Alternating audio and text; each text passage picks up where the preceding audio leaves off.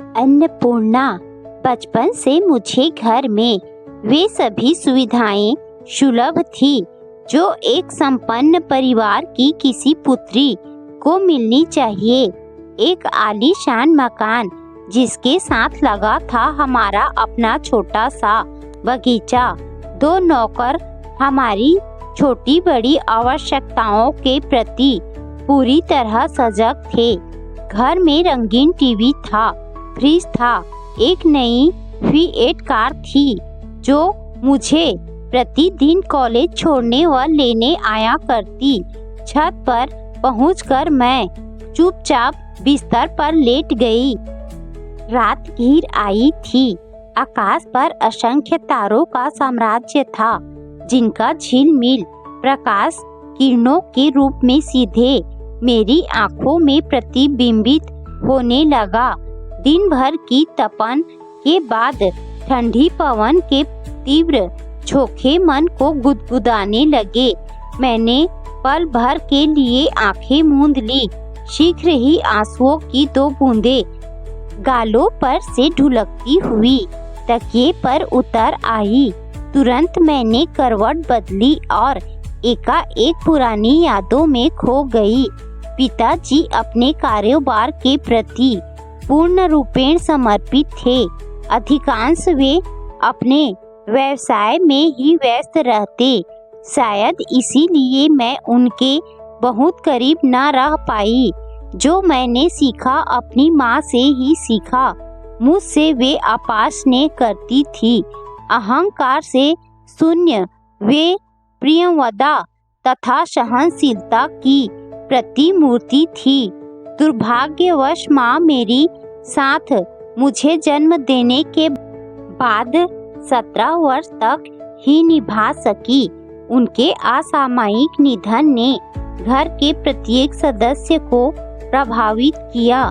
सही अर्थों में उनकी मृत्यु घर भर की खुशियों को धो गई। पिताजी ने एक बार खाट पकड़ी तो फिर दोबारा अपने व्यवसाय में मन नहीं लगा पाए।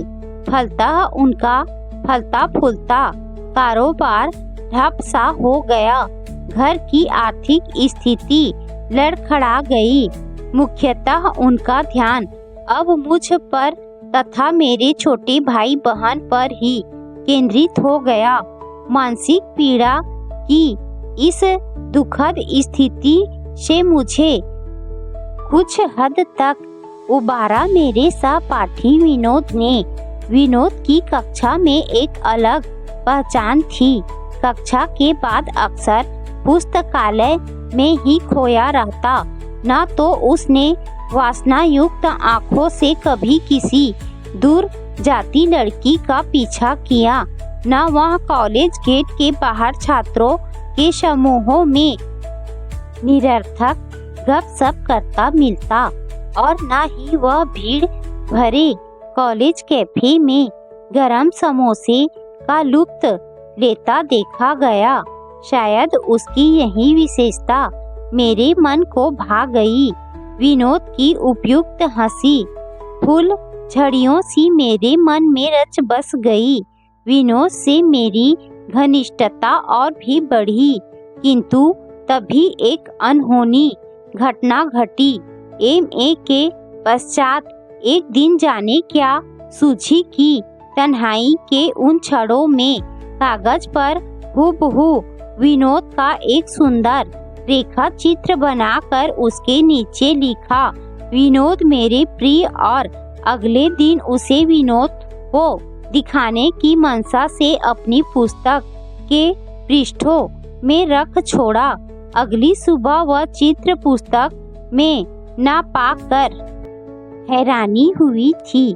किसी अज्ञात भय की आशंका से मैंने उसे इधर उधर टटोला, किंतु तभी उसे पिताजी के हाथों में देखकर उनसे निगाह मिला पाना भी मेरे लिए अत्यंत दुष्कर हो गया। मजबूरन पिताजी के समक्ष सब कुछ उगलना पड़ा। मुझे पिताजी ने कड़ी प्रतिक्रिया की बजाय नरम रुख अपनाकर मुझे आश्चर्य में डाल दिया, किंतु इतना मैं अवश्य जान गई थी कि पिताजी को सुनकर ठेस पहुंची थी। एक साधारण डिग्रीधारी भला उन्हें कैसे स्वीकार्य होता। वे संभवतः विनोद के भविष्य के प्रति अधिक आशावान नहीं थे। हालांकि महाविद्यालय में उसने प्रथम स्थान पाया था। पिताजी मेरी भावनाओं की परवाह किए बगैर एकाएक मेरे लिए किसी सुयोग्य वर की तलाश में जुट गए। अधिकांश भारतीय लड़कियों की भांति मुझे भी अनसुना कर दिया गया। चाहते हुए भी मैं अधिक प्रतिकार न कर सकी। मानसिक कुंठाओं में डूबी देख पिताजी ने मुझे समझाया, प्यार, वादे, समर्पण सब बकवास हैं। जीवन के अपने अनुभवों के आधार पर मैं कह सकता हूँ कि लड़की का अनर्थ होते कभी देर नहीं लगती। कौन जाने लड़का कब लड़की को कलंकित कर उससे मुख मोड़ ले। वस्तुतः लड़की के जीवन की नैया ऐसे गहरे समंदर पर चलती हैं जिसके भंवर में फंसकर वह कभी बाहर नहीं निकल सकती। ऐसे में लड़की को बदनामी के अतिरिक्त मिलती हैं दर दर की ठोकरें, जो उसका जीवन दुभर तो करती ही हैं, साथ ही आरंभ होती है उसकी अंतहीन दुखद कष्टमय करुण गाथा, जिसकी व्यथा में उसे जीवन भर पछताना पड़ता है। पिताजी की इच्छा को सर्वोपरि मानकर मैंने शादी के लिए हाँ कर दी। सर्वप्रथम मुझे देखने आए एक डॉक्टर ने पूछा, स्नातक की डिग्री पाने के लिए आपने कला विषय ही क्यों चुना? जी सकुचाते हुए मैं बोली, क्योंकि कला मेरा प्रिय विषय रहा है। विज्ञान में मेरी कोई दिलचस्पी नहीं। सुनकर शायद आगंतुक को हैरानी हुई। व्यंग्यपूर्ण लहजे में उसने कहा, तो फिर मुझे विज्ञान के स्नातक को चुनने की भूल क्यों कर रही हो? मैं सन्नाहे में आई, मुंह से कुछ बोलते ही ना बना। हालांकि इच्छा हुई थी कि कह दूं, जीवन में हर मनोवांछित वस्तु हासिल नहीं हो पाती, किंतु यह बात मैं केवल मन ही में दोहरा पाई। मुझे मौन एक गुमसुम देख पिताजी ने टोका, जाओ बेटी, मेहमानों के लिए चाय नाश्ते का प्रबंध करो।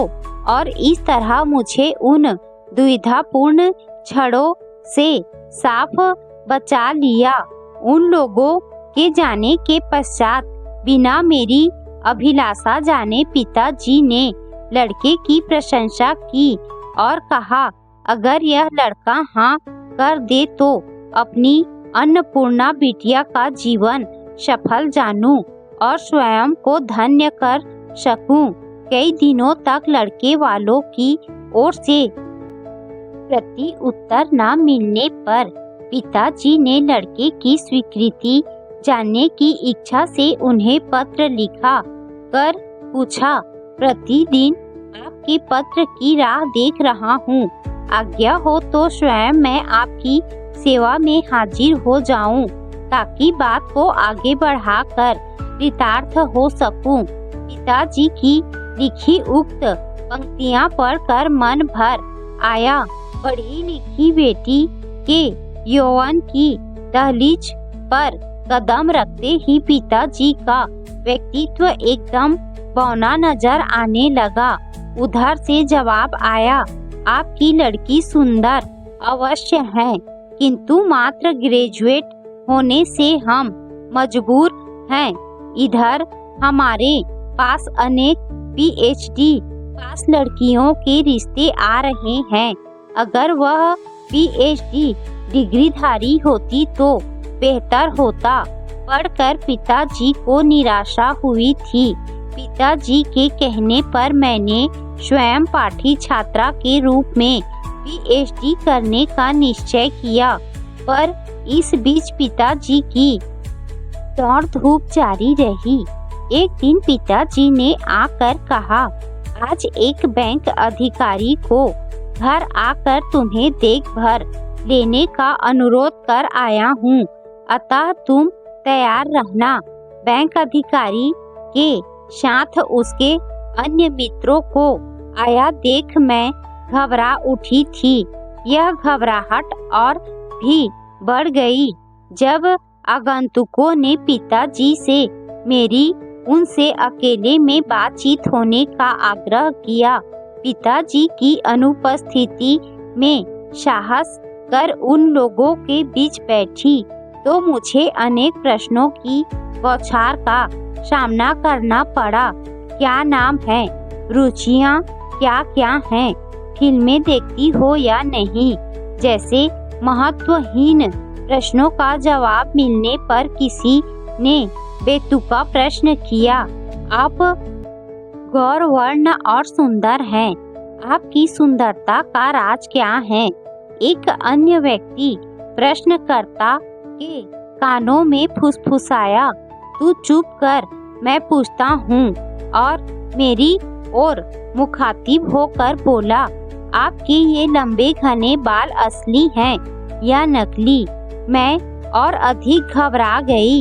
इच्छा हुई कि उठकर दौड़ जाऊं, किंतु तभी पिताजी को बैठक में प्रवेश करते देख मेरी जान में जान आई। उन लोगों के जाने के बाद पिताजी ने टिप्पणी की, लड़का बुरा नहीं है, आखिर लड़की को लड़के से बात करने की औपचारिकता तो निभानी ही पड़ेगी। पिताजी के अनेक प्रयत्नों के बाद भी जब बात न बनी तो उन्होंने बैंक अधिकारी के घर के चक्कर लगाने छोड़कर हार मान ली। एक दिन एक व्यवसायी लड़के के अपनी माँ के साथ घर आने पर पिताजी ने मेरा उनसे परिचय कराते हुए कहा, आप ही की बच्ची हैं, हाल ही में पीएचडी किया है। मैं तो यही कहता हूँ कि आपको कभी शिकायत का अवसर नहीं देगी। लड़के की चतुर माँ ने पिताजी की बात काट कर कहा, व्यवसायी लोगों को पढ़ाई से क्या लेना देना, अधिक पढ़ी लिखी लड़कियाँ हमारे घर में सिर दर्द ही साबित होंगी। और बात वहीं खत्म हो गई।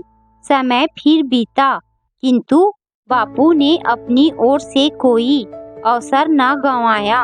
एक दिन उन्हें पता चला कि पीएचडी की चाह करने वाला डॉक्टर लड़का अभी अविवाहित है। पिताजी ने तत्काल पत्र व्यवहार किया, अगर मेरी पीएचडी पुत्री के विवाह के संबंध में पुनर्विचार करे तो बड़ी मेहरबानी होगी। जब कोई प्रति उत्तर न मिला तो पिताजी ने लड़के के घर जाने का निश्चय किया।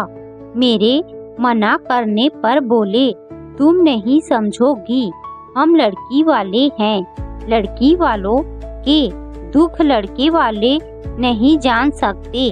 कुछ भी हो, मैं इस लड़के को खोना नहीं चाहता। लड़की अब लड़के वालों के लिए एक खिलौना और विवाह खेल बनकर रह गया है। मैं इस लड़ाई में हार गया हूँ। अन्नपूर्णा, तुम कल ही जाकर विनोद से बात करना कि पिताजी लौट कर घर आए तो उनके चेहरे पर घोर निराशा के भावों ने सारी पोल खोल दी। लड़के के पिता का उत्तर था, हमें दुख है कि समय पर आपको पत्र उत्तर न दे सके। घर पर सब की राय है कि संबंधों में स्थान की निकटता बहुत आवश्यक है। अगर हम दूरी की वजह से एक दूसरे के काम न आ सके तो संबंध किस काम का। अच्छा होता अगर आप इतनी दूर आने से पूर्व कुछ दिन और हमारे पत्र की प्रतीक्षा करते। कुछ दिनों बाद एक सहायक अभियंता से रिश्ते करीब करीब तय होने के बाद बात लेने देने पर अटक गई। मजबूरन पिताजी ने उनकी कई मांगों को स्वीकारा भी, किंतु लड़के वालों की अंतहीन मांगों का सिलसिला जब समाप्त होते दिखाई न दिया तो पिताजी ने उनको स्पष्ट मना कर दिया। उनका तर्क था, दहेज के लोभियों से रिश्ते जोड़कर मैं अपनी बिटिया को आंखों के समक्ष कुएं में कैसे धकेल दूं। एक वकील लड़के द्वारा मुझे पसंद कर लिए जाने के बावजूद उसकी मां ने आपत्ति उठाई। बिना मां की लड़की के प्रति हमारी सहानुभूति है, किंतु लड़की की मां के बगैर लड़की के ससुराल पक्ष का आदर सत्कार कौन करेगा। सुनकर संवेदनशील पिताजी रो पड़े। मैं भी एकाएक स्वयं पर नियंत्रण खोकर पलंग पर गिरकर घंटों रोई। मेरी यादों का दुखद घटनाक्रम पिताजी की आवाज के साथ ही टूटा। उन्होंने हौले से मुझे पुकारा, अन्नपूर्णा। नींद नहीं आई।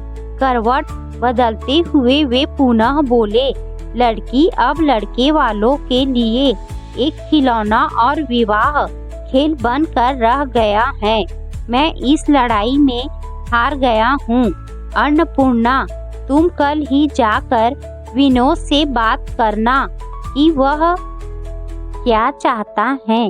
लड़का अगर अच्छे संस्कारों का हो तो क्या बुराई है। पिताजी के कथन से मन में एकाएक भावनाओं का अनियंत्रित तीव्रतम ज्वार उमड़ आया, किंतु वातावरण में चहुं ओर एक अजीब सी खामोशी व्याप्त हो गई। पिछले 5 वर्षों के इतिहास की कड़वाहट विनोद के समक्ष वर्णित करते हुए मेरी रुलाई फूट पड़ी।